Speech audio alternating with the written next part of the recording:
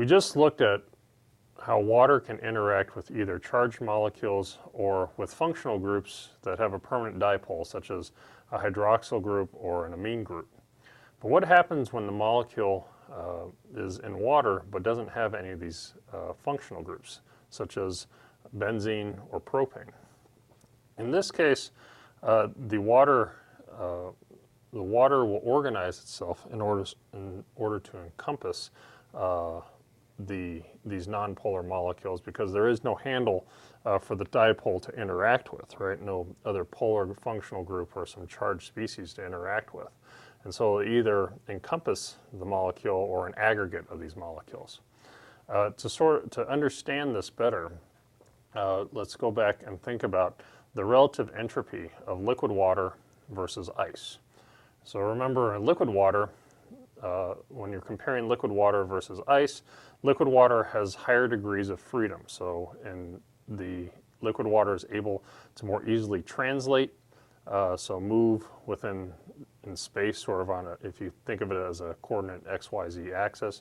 And it also has rotational freedom.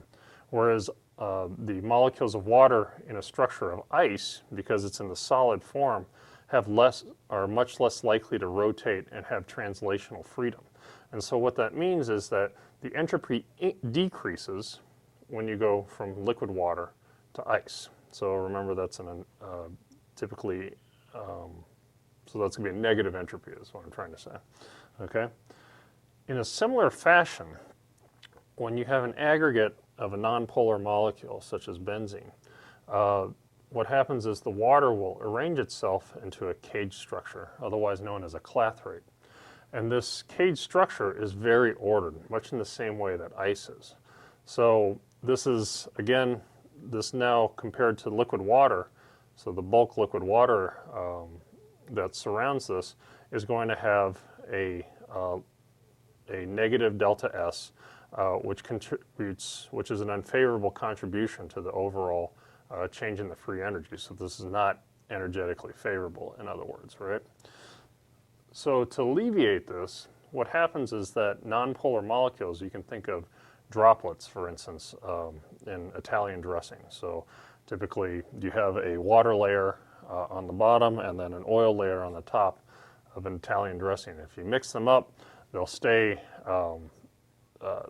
sort of in a suspension with each other for a little bit, but eventually the oil will separate from the water again. And so you can think of that in the same way. So the nonpolar, so aggregates and nonpolar, or droplets of the nonpolar molecule will be surrounded by the water, and again surrounded by these clathrates, by these very organized structures of water. And eventually what will happen is that these nonpolar droplets will start to aggregate together to make larger droplets. And so, for instance, if we have several of these droplets surrounded by water, I'll show the water in blue, but I'm not showing the actual molecular structure and the hydrogen bonding in between them. But schematically, the blue are the water droplets, and then these pink circles are, for instance, the oil droplets, right? So in this case, these will aggregate and maybe make a much larger oil droplet. So what this does is this decreases the surface area that the water has to interact with at the oil surface, and thereby that it decreases the amount of molecules of water that have to participate in this cage.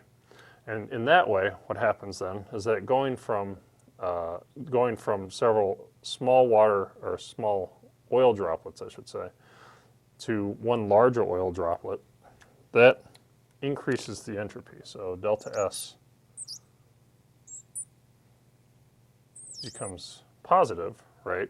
Going from several small oil droplets to a larger one. And then as these larger droplets then aggregate, again, go back to the example of, say, a bottle of Italian dressing, right? And these larger droplets further aggregate until you finally have a layer. Let's say we have, this is a container of our dressing in this example, and then here's our oil layer, and then here's our water layer, right? So at that point, the system has decreased the surface area of interaction between the water molecules and the oil molecules. And so that is the reason why why nonpolar substances tend to aggregate when they're in water. And this is completely an entropic effect. And so this entire process is called the hydrophobic effect.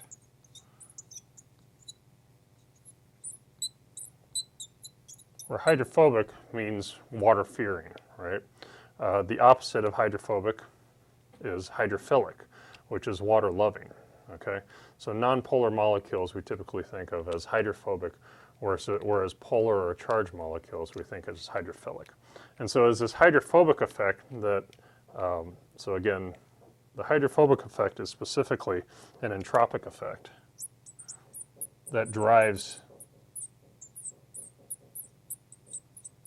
nonpolar molecules to aggregate in the presence of water.